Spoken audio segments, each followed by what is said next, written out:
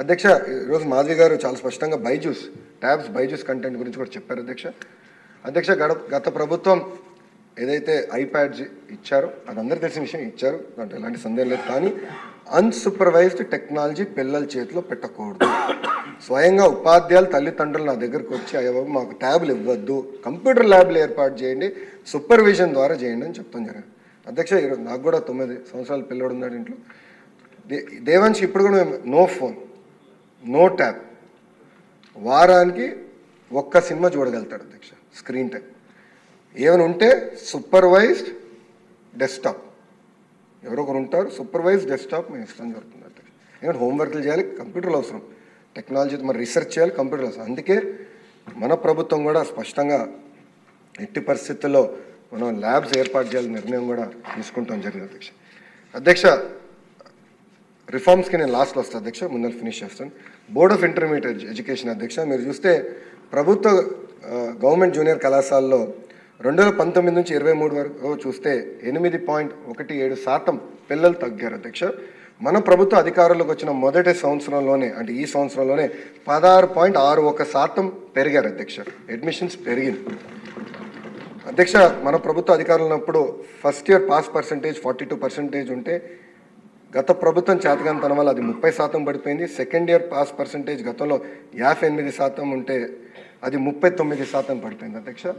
మేము చాలా కష్టపడ్డాం, ఈ సంవత్సరం అద్భుతమైన ఫలితాలు వస్తాయని మేము బలంగా నమ్ముతున్నాం అధ్యక్ష. అంతేకాకుండా గత ప్రభుత్వం గవర్నమెంట్ జూనియర్ కళాశాలకి టెక్స్ట్ బుక్స్ డిస్కంటిన్యూ చేశారు, అదేవిధంగా మిడ్ డే మీల్స్ కూడా ఇవ్వలేదు అధ్యక్ష. ఇంకో పక్కన అధ్యక్ష హై స్కూల్ ప్లస్ అని ఒక కార్యక్రమం చేపట్టారు అధ్యక్ష.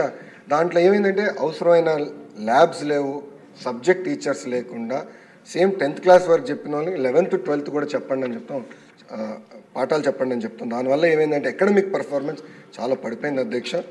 అంతేకాకుండా అధ్యక్ష ఎక్కడ కానీ ఒక అలైన్మెంట్ లేదు, అంటే సబ్జెక్ట్ని యూనివర్సిటీ అడ్మిషన్స్ క్రైటీరియాకి ఎక్కడ అలైన్మెంట్ చేయలేదు. ఇంకో పక్కన ఫ్లెక్సిబిలిటీ కూడా ఇవ్వలేదు అధ్యక్ష. ఇంకా కాలేజియేట్ ఎడ్యుకేషన్ అంటే హైయర్ ఎడ్యుకేషన్కి వచ్చగలదు అధ్యక్ష. ఆంధ్ర రాష్ట్రంలో ప్రభుత్వ పాఠశాలలు ఉన్నాయి, ప్రైవేట్ విశ్వవిద్యాలయాలు ఉన్నాయి అధ్యక్ష. ఒక్క పాయింట్ చెప్తాను అధ్యక్ష. ఎన్ఐఆర్ఎఫ్ ర్యాంకింగ్లో 2014-19 మీరు చూస్తే 9 పబ్లిక్ యూనివర్సిటీస్ ఉంటే అధ్యక్ష 19-24 వచ్చగల 5 అయిపోయినాయి అధ్యక్ష. గౌరవ సభ్యులందరికీ మేము రిఫార్మ్స్ ఇన్ ఎడ్యుకేషన్ సెక్టర్ అని ఒక పుస్తకం ఇచ్చాం అధ్యక్ష, షార్ట్ డిస్కషన్. దాంట్లో దయచేసి గౌరవ సభ్యులందరినీ పేజ్ నంబర్ 31కి వెళ్ళమంటున్నాను అధ్యక్ష. దీంట్లో మీరు చూస్తే 31 పేజ్ నంబర్లో ఆంధ్ర యూనివర్సిటీ అధ్యక్ష 2019లో ఓవరాల్ ర్యాంకింగ్స్ ఆఫ్ ఎన్ఐఆర్ఎఫ్లో 29వ స్థానంలో ఉంటే 2024కి 41 స్థానం పడిపోయింది అధ్యక్ష. ఫ్రీ అంటే ఎస్వియు యూనివర్సిటీ అధ్యక్ష మన ప్రభుత్వ అధికారులు ఉన్నప్పుడు 72వ స్థానంలో ఉంటే 101 to 150 స్థానం పడిపోయింది అధ్యక్ష. మన ఆచార్య నాగార్జున యూనివర్సిటీ అధ్యక్ష అసలు స్లిప్ట్ అవుట్ ఆఫ్ ర్యాంకింగ్ అధ్యక్ష, మధ్యలో ర్యాంకింగ్కే లేదు. జేఎన్టీ అనంతపూర్ అదే పరిస్థితి, JNT Kakinada split out of ranking, SKU split out of ranking, ఇంకా అధ్యక్ష పద్మావతి మహిళా విశ్వవిద్యాలయాలు కూడా స్లిప్ట్ అవుట్ ఆఫ్ ర్యాంకింగ్ అధ్యక్ష. ఇవన్నీ తెలుసుకున్న తర్వాత కారణం ఏంటి, ఎందుకు జరిగింది ఇది, ఇంత డ్యామేజ్ విశ్వవిద్యాలయాల్లో ప్రభుత్వ విశ్వవిద్యాలయం ఎందుకు జరిగిందని తెలుసుకున్న తర్వాత నాకు అర్థమైంది అధ్యక్ష. అంతా వాళ్ళ సొంత కార్యకర్తల్ని వైస్ ఛాన్సలర్స్గా నియమించారు అధ్యక్ష. దాంట్లో మొదటి వ్యక్తి ఆంధ్ర యూనివర్సిటీకి వైస్ ఛాన్సలర్గా ప్రసాద్ రెడ్డి.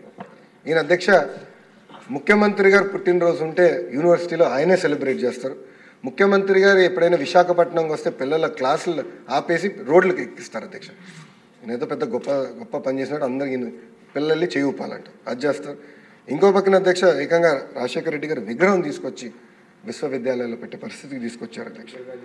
ఇంకో పక్కన అధ్యక్ష ఎస్వీఓలో రాజారెడ్డి గారిని పెట్టారు అధ్యక్ష. ఈయన పాపాల పెద్దిరెడ్డి అని నేను ముద్దుగా పేరు పెట్టాను అధ్యక్ష ఒక వ్యక్తిగా, ఎందుకంటే మా జిల్లాలో పాపాలు ఎక్కువ చేశాడు.